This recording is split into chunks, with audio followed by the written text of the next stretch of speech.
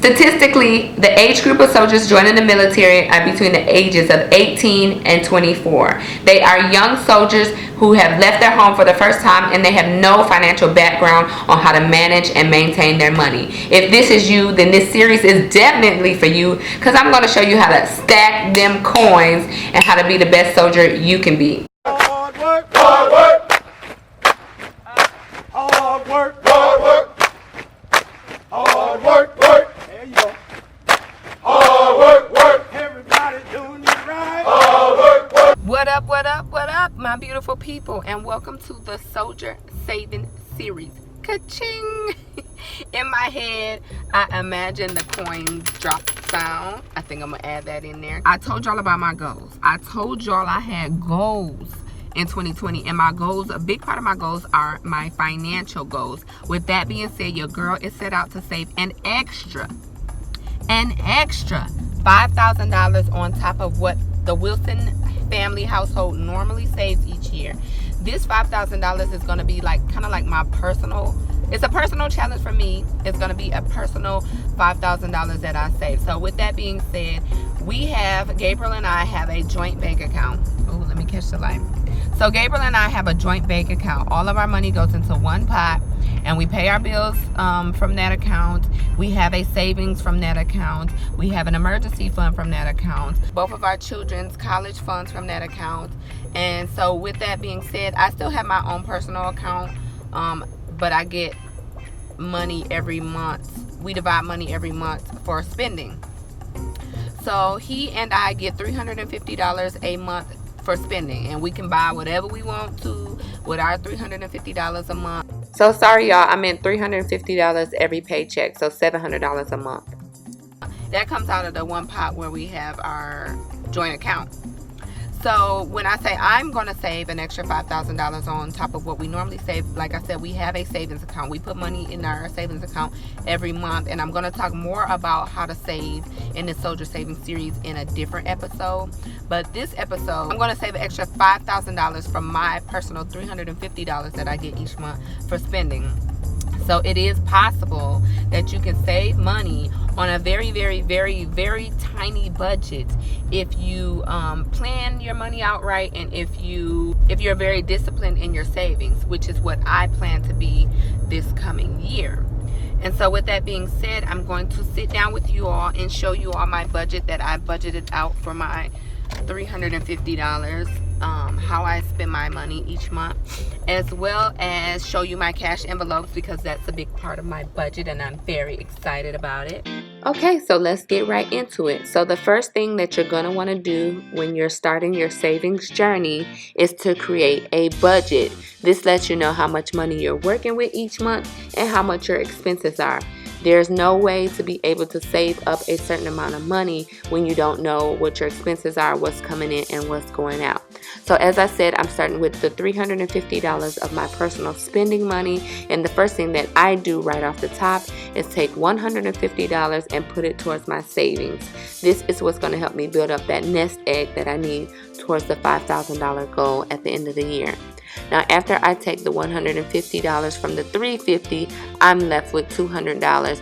And in the next clip, I'm going to show you the breakdown of exactly what I spend every 1st and the 15th and how I budget towards those funds.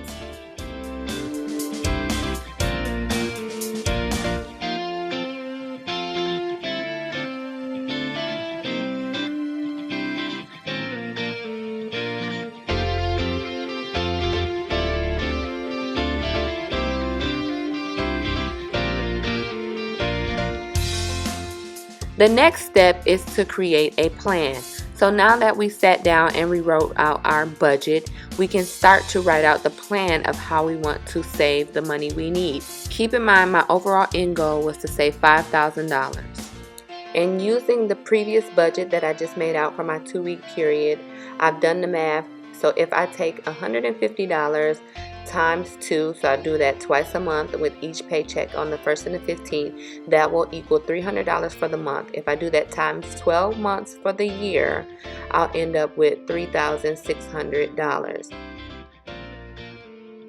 Other sources of income that I'm going to use to add up to this $5,000 is my YouTube money. So I'm going to take $100 from my YouTube paycheck each month and contribute that towards my $5,000 goal. So if I do that for 12 months, I'll have a total of $1,200 at the end of the year. And when I add that to the $3,600, then that will leave me with $4,800 towards my $5,000 goal at the end of the year. But I'm still $200 short. So I have another fun way to save the last $200 that I need for my $5,000 goal.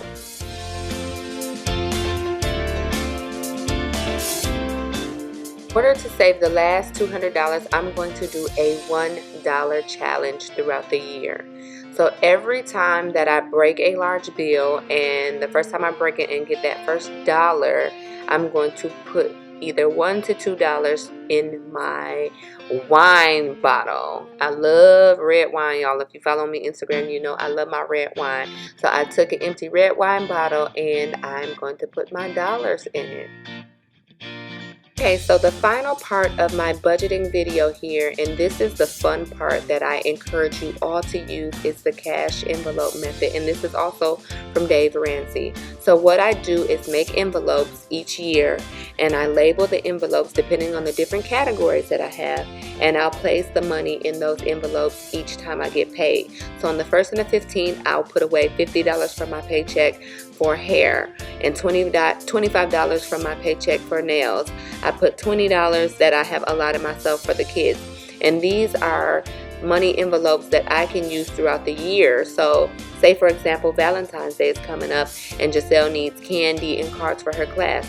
I can take money from the kids envelope to buy those things. Or if I want to get my hair done for a certain event, I put money away each month towards my hair fund so that I don't have to break the bank and come out of pocket for something that may be unexpected. Other good examples that I've seen when it comes to sinking fund envelopes are categories like Christmas. We know Christmas rolls around every December 25th, and it's nice to put money away each paycheck so that at the end of the year you build up a little nest egg and you don't have to come into a financial bind in order to buy Christmas presents. Also, a great suggestion would be a car envelope.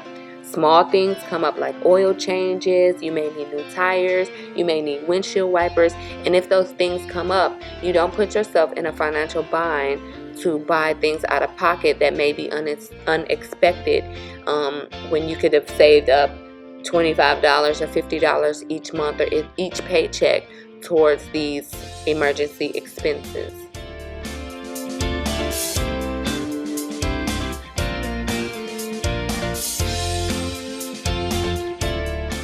Keep in mind that there are various ways you can do this, but I find for me that cash envelopes work the best because I can actually see the money in the envelope and I can use the money when I need it, or if I have money left over, I can put it directly back into the envelope. Having different checking accounts or savings accounts does not work well for me because I will spend it when I want to buy something online. But pulling the money out and having cash in hand makes you think twice when you want to actually spend your money rather than a click of a button on an Amazon shopping cart. Okay, so now we've gotten to the fun part, and this is actually stuffing the envelopes. And like I said, I get paid on the 1st and the 15th, so I go to the ATM and I take out the exact amount that I need in cash. I then go to the PX or the gas station, bank, post office, wherever I need to break the bills. So I know exactly how many 5s I need and how many 10s I need in order to stuff my envelopes, and I do this every 1st and the 15th.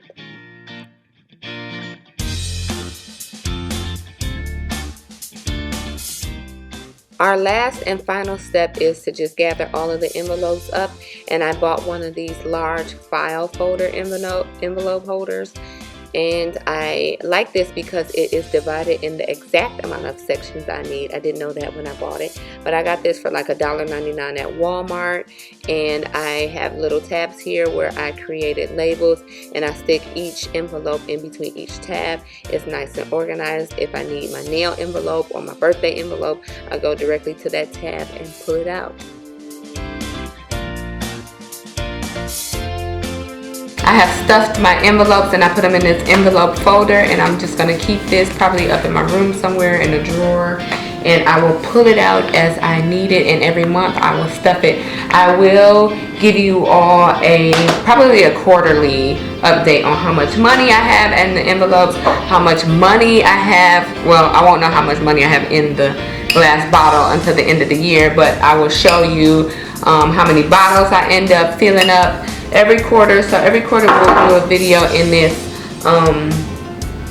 soldier saving series, because I'm here to help you all be the best soldiers you can be, and I want y'all to save y'all money and stack your coins, okay?